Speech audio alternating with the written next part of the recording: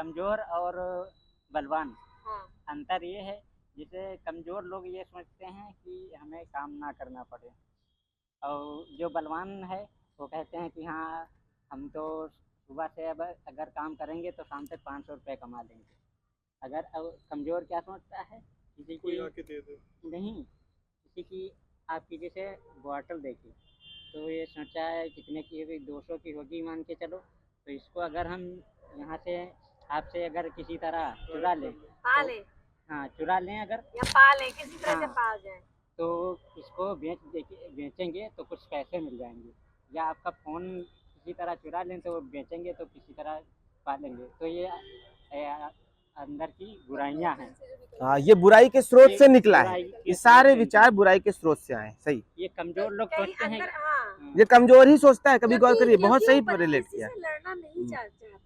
लड़ना और जानते हैं, लड़ने लड़ के लिए सकते ताकत हैं, भी नहीं है, पर वो लड़ना नहीं चाहते। ताकत भी नहीं है यहाँ पे, इसीलिए बलवान और निर्बल इसीलिए ये शब्द यूज हुआ है। लोग कहते क्योंकि हैं जो मैं लोग बुराई करते हैं वो हमेशा कमजोरी में ही जीते हैं।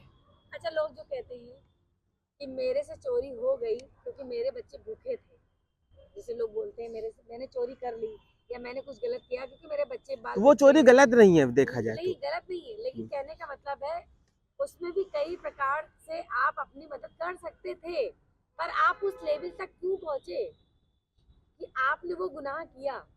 उसके पहले भी आपके पास बहुत सारे ऑप्शन होंगे, ऐसा थोड़ी ना है कि मतलब आपको बीच में आपको सुधरने या समझने का मौका ही नहीं मिला होगा। सही बात है, आप सही उस बात। लेवल तक पहुंचे हैं तो उसके बाद भी यहाँ तक पहुंचने के लिए भी तो आपने हाँ, बहुत बहुत सारे सारे रास्तों को तय चौराहे किया आए होंगे, होगा। बहुत सारे चौराहे आए डायरेक्ट कोई होंगे। चोरी थोड़ी ना करने बैठ जाएगा। सही बात। तो उसने भी कभी सरवाइव किया होगा, तब जाके वो तो उस लेवल पे बलवान पहुंचा। यहाँ पे उस इंसान को कहा जा रहा है जो जो तथ्यगत सत्य बोलने की क्षमता रखता है। भय लगता है सत्य बोलने में, लेकिन फिर भी सत्य बोलता है। अगले को बुरा लगेगा नहीं लेकिन सत्य लगेगा, बोलने वाले को तो लोग बहुत सुनिए ज्यादा सुनिए, अगले को बुरा लगेगा या नहीं लगेगा इसकी परवाह किए बिना वो बोलता है तथ्य। ऐसा इंसान ही सच्चा होता है। और कल वो कृष्ण जी वाली बात का मैंने आपसे बताया नहीं था, ये कृष्ण जी की ऑडियो एक बार उसका ऐसे था कि कृष्ण जी का मैंने कहीं सुना, रील वील में सुना, कैसे एप्लीकेशन में सुना। उसमें कह रहे थे कि उन्होंने एक्सप्लेन किसी ने किया है, भले कहा हो ना उन्होंने ना कहा हो, कि तथ्य को एक्सप्लेन करना वो सत्य समझते हैं हम, लेकिन हम कई बार तथ्य एक्सप्लेन करते समय डर लगता है कि अगले को बुरा ना लग जाए, तो इस वजह से हम कई बार चुप हो जाते हैं। लेकिन कई बार डर लगता है अगले को, उसके बावजूद हम निर्भीक होकर सत्य प्रकट करते हैं, तथ्य को कहते हैं। तो निर्भीक होकर तथ्य को सामने रखना यही सत्य है, ऐसा हमें समझ में आ रहा है। लेकिन आखिर फिर सत्य आखिर कुछ और भी है क्या? तो उन्होंने कहा कि सत्य एक्चुअली निर्भीकता का नाम ही सत्य है, निडरता का नाम ही सत्य है। वही सत्य है। हाँ, जो निडरता से हम बताते हैं वही सत्य होता है। क्योंकि जब भी हम झूठ बोलते हैं तो हम कमजोर होते हैं, और कमजोर लोग ही झूठ बोलते हैं। तो निर्भीकता से बताने वाला सत्य निर्भीक। और निर्भीक कौन हो सकता है? जिसके पास बल हो, जो भयभीत ना हो, जो अभय हो। या अभय भय, इसको किसी तरह से सिक्के से जोड़ ले, अभय बलवान होता है और बलवान अभयवान होता है, कुछ भी कह लें इसको, क्योंकि दोनों एक साथ आती हैं चीज। जैसे कहते हैं ना लव एंड केयर, लव आता है तो केयर अपने आप आता है, केयर होती तो लव खुद हो जाता है। ये दोनों एक साथ एक्चुअली आती है, दोनों अलग है ही नहीं, दोनों एक दूसरे के पूरक है। हाँ, ठीक है।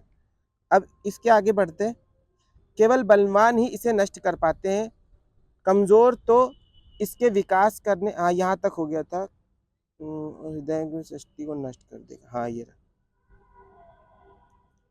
सुनिए, कमजोर इसके विकास, इसके फलने फूलने, इसके मरने का इंतजार करना पड़ता है। और ये एक ऐसा पौधा है जो युगों युगों तक जीवित रहता है और बढ़ता है। ये तब खिलता है जब मनुष्य अपने लिए असंख्य अस्तित्वों को एकत्रित कर लेता है। ये तब खिलता है जब मनुष्य अपने लिए असंख्य अस्तित्वों को एकत्रित कर लेता है। जो व्यक्ति शक्ति के मार्ग पर चलता है जो व्यक्ति शक्ति के मार्ग पर चलता है उसे इस चीज को अपने हृदय से निकाल देना चाहिए, क्योंकि शक्ति के मार्ग पर चल रहा है तो शक्ति उसे मिल भी रही है, शक्ति मिल रही है तो उसका प्रयोग करना चाहिए। शक्ति बल है, बल से निकाला जा सकता है।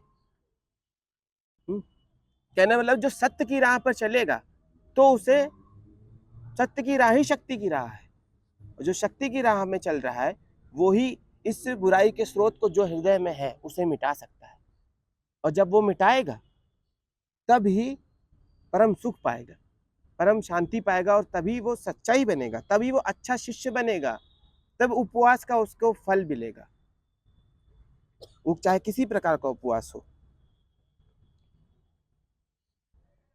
हाँ वो यहीं पे चल रहा है, अभी थोड़ी देर और चल रहेगा, क्लोज करेंगे फिर। नहीं नहीं नहीं नहीं। तो जो व्यक्ति शक्ति के मार्ग पर चलता है उसे इसे निकाल देना चाहिए, और तब हृदय से खून बहेगा, और तब हृदय से खून बहेगा और हृदय की शक्ति नष्ट हो जाएगी।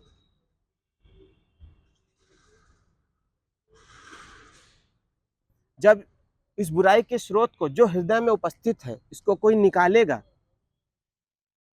उखाड़ कर फेंकेगा या पाटेगा, कुछ भी करेगा, तो हृदय से खून बहेगा और हृदय की शक्ति नष्ट हो जाएगी। ठीक है, होगी। जैसे जैसे आपके यहाँ है, किसी को कैंसर हो जाता है, किसी को कुछ बीमारी होती है, किडनी में पथरी हो गई, कुछ भी हो गया, ऑपरेशन करते हैं आप लोग, शरीर का ऑपरेशन करते हैं, और शरीर हाँ, और शरीर की शक्ति भी नष्ट हो जाती है ना, फिर कहते नहीं बेड रेस्ट करो, क्योंकि जो घाव बना है हाँ, और जड़ निकाली है तो भाई आहत भूमि भी हुई होगी। आहत तो होगा, संभलने में भी टाइम एक पौधा हम यहाँ से उखाड़ के फेंकेंगे तो मिट्टी यहाँ पे आहत हो गई, भूमि की शक्ति कम हुई, उपजाऊ शक्ति कम हुई, भूमि मिट्टी कम हो गई। हाँ, इसका अभी आगे, इसके आगे है, अभी इसके आगे है, अभी इसके आगे है, क्षणिक होगा। ये उस समय के लिए, जैसे ऑपरेशन में कहते नहीं बेड रेस्ट, वैसे। क्योंकि कभी भी आप सोचिए कांटा लगता है ना तो हमारे पैर में भी शक्ति कम हो जाती है, मांस कम हो जाता है, दूसरे कांटे से कांटे को निकालते हैं तो और घाव करना पड़ता है, कांटे के लिए एक और कांटा डालना पड़ता है और दुगना दर्द होता है, दुगनी जगह जाती है। निकालने की सुई का इस्तेमाल करना पड़ता है। जैसे 10 रुपए के लिए आपको 10 रुपए और खर्चा करने पड़े हो, ये वैसी बात है।